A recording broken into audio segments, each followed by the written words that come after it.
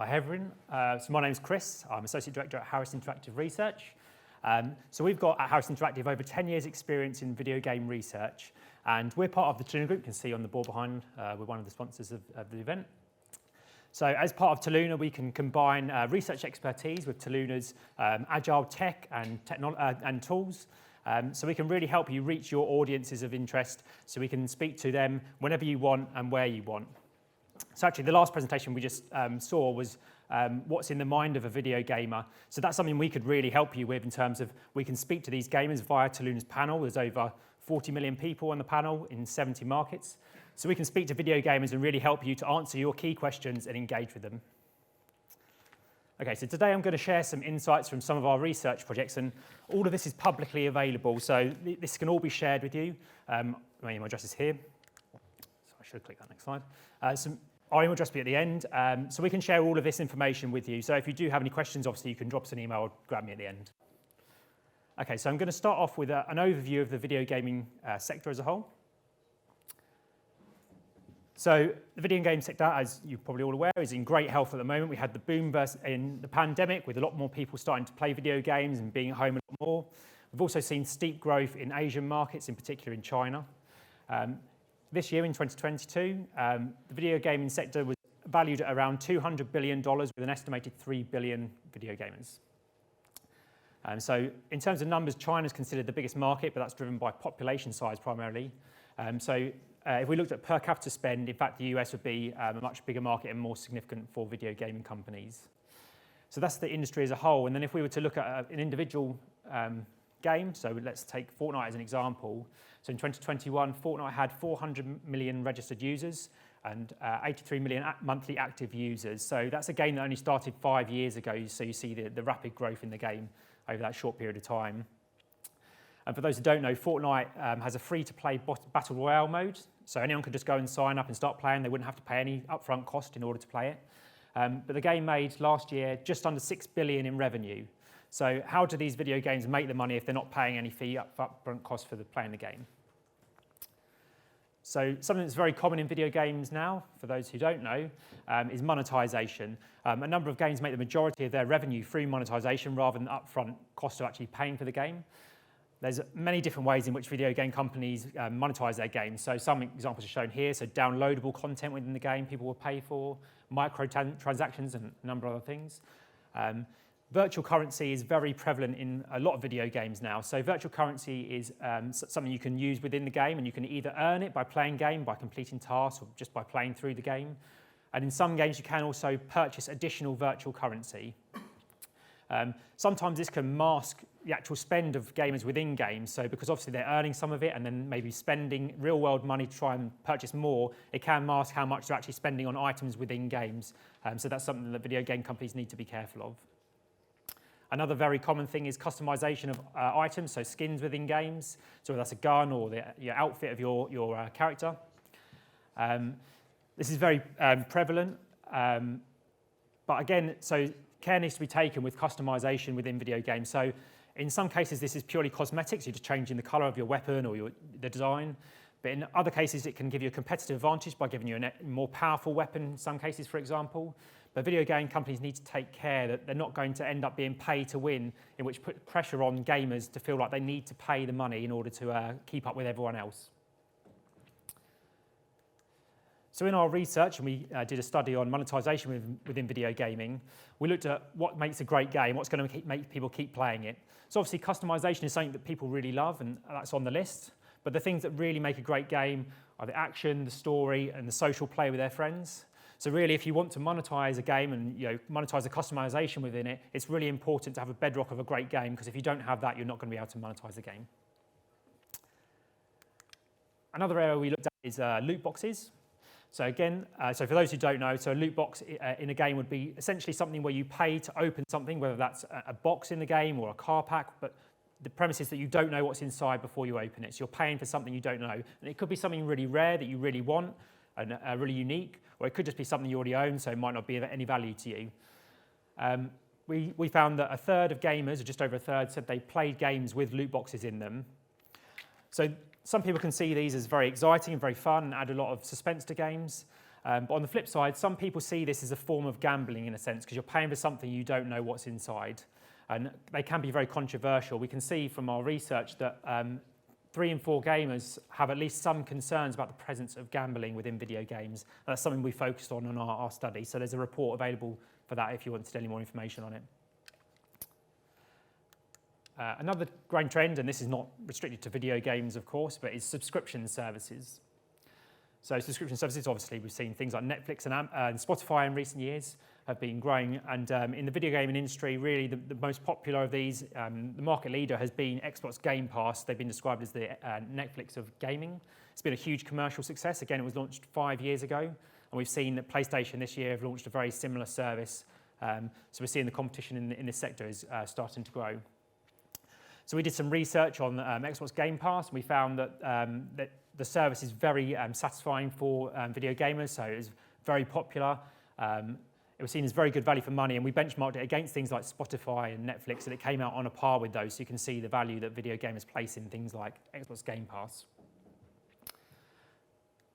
So it's worth considering subscription services. You're effectively just renting the content on there. You don't actually own them. So whereas in the past you would have gone out and bought a CD or a cartridge, a long time ago, you would have owned that and you would have been able to keep it indefinitely. Well, now on a subscription service, you effectively only rent it. So a game that you might have been playing for hours and hours and have lots of saves on there, if that gets pulled from the service, you'll no longer be able to go and play it. And maybe this is a trend in wider society where people are owning less and less stuff and just starting to rent more. In our research, we found that the majority of video gamers would prefer to own video games outright themselves, but there's definitely an openness, and the majority are open to subscription services, and we can see that because so many people are moving to Xbox Game Pass. This is probably a reflection of the fact that the service is so compelling, and you get so many games on the service, but then also probably from our research we found that it's really an acceptance that this is the future of the industry anyway, so people are starting to get on board with it anyway because they can see this is where it's going, not just in video gaming, but in film and music as well. So we looked at spend, and so as we've seen previously, so monetization is a really big thing in video gaming. So even though people aren't buying their games outright anymore, they're getting them via subscription service, we've got to remember now they're getting access to hundreds and hundreds of games that they wouldn't have been able to play before because they wouldn't have bought them all. So this means they're trying lots more games, and then they're spending more in-game on monetization aspects of these games. And then we factor in the cost of the subscription service as well. In fact, after subscribing to Xbox Game Pass, they almost certainly spend more after subscribing than they did previously on video gaming. So as the spend on subscription services increases, the competition to attract these gamers is going to get even more fierce. That's leading to a number of increasing number of mergers and acquisitions we've seen in the video gaming industry. So we've already seen Microsoft, who make Xbox and Xbox Game Pass. They've already acquired Bethesda, a major studio in video gaming. So that secures any games that company then make to their service, in games like Fallout and Skyrim.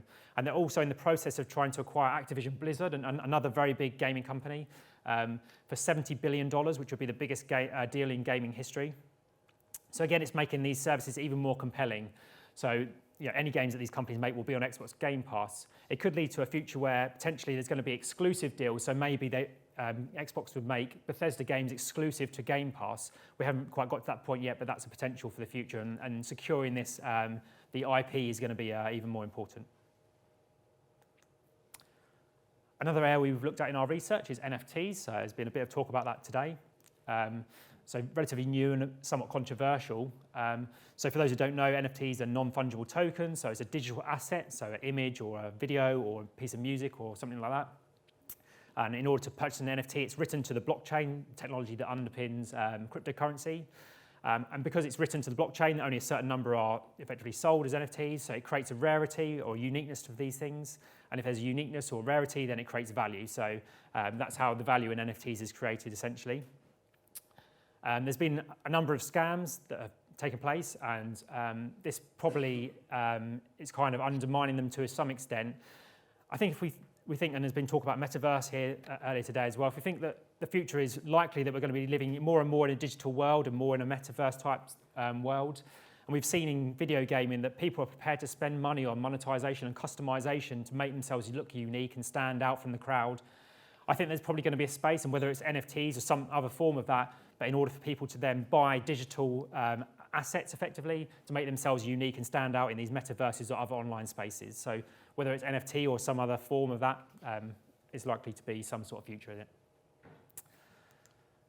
So we looked at the cut through of NFTs in terms of familiarity, and we found that although the NFTs are quite new, there was very good familiarity with them, about 70%, so just under three-quarters of people were familiar with NFTs. And when we compare it to these other relatively new technologies, so things like virtual currency and Bitcoin, who have been, virtual currency especially has been around a lot longer, it's cut through really well. But we wanted to look at confidence in NFTs, and we can see now on the list here, NFTs comes out bottom of the list. So there's not really anywhere near the level of confidence of a return on investment on NFTs. That's probably a reflection of, one, the scams we've seen, and there's been some things in the press this week about people spending hundreds of thousands of pounds on NFTs and then they're now worthless. But also, probably, although there is good familiarity with them at a general level, it's probably a lack of deep understanding about them and the direction they're going in and their long-term value. So until that's maybe clearer, then maybe people aren't going to have that confidence. And then we did look at the perceptions of NFTs as well.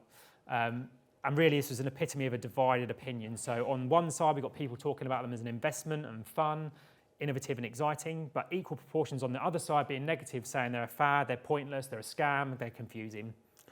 So I think over time, as we get a bit of a clearer picture about the value of NFTs in the more long term, then maybe we'll start to see this swing one way or the other in terms of positive or negative. But yeah, at the moment, it's very divided. But the good news for video gaming is, and this was amongst video gamers, the research was conducted, video game companies are seen as the most trusted issuer of NFTs. If we compare it to things like music and famous artists at the top, and then at the bottom we see influencers on social media who are primarily the source of many of these scams, so it's no surprise to see them at the bottom. Another way that video game companies monetize their games is through in-game advertising. So this is much more prevalent, as you might expect, in free-to-play video games, but it does appear in paid video games as well. So, talk about things like FIFA earlier. So the advertising board on FIFA adds realism to the game, but also allows them to monetize through advertising. And it's also very prevalent in mobile gaming and also in social hubs and things like Fortnite. So we focused on mobile advertising. So we looked at the various different types of adverts in mobile games to see what people liked and didn't like in video gamers. So generally an advert that rewards the gamer, so gives them some sort of reward for doing it, whether it's a boost in the game or some virtual currency they can spend, something they can use within the game. Generally they are very well liked, and there was very much an acceptance of, in free-to-play games, there's going to be adverts, so people are very open to them. If it's just a video that's going to take up the screen and stop them playing for a few seconds they have to watch and then doesn't give them anything in return, they're generally disliked. So the general consensus is, if you're going to put adverts in mobile games and free-to-play games, it needs to give something back to the gamer. So just some general things for consideration. So, gaming industry is very strong. It's a fantastic opportunity to engage with a very engaged audience. So video games are very passionate about what they do. You've seen people on the stage already today. So it's an opportunity to interact and engage with people who really care about what they do in their spare time. Some video game companies and video games are fairer in their monetization models and have better reputations than others. So if you're looking to get into that, take care about who you associate with. And if you're looking at advertising, the principle is that they're very accepted in free-to-play games and especially mobile games, but the aim should be that you give something back to the gamer in order for them to have a good experience with that. So as I said, there's also a full copy of our US and UK gaming report. So if you did want to get that, you can just feel free to drop us an email. The address is at the bottom, or you can just grab me at the end afterwards.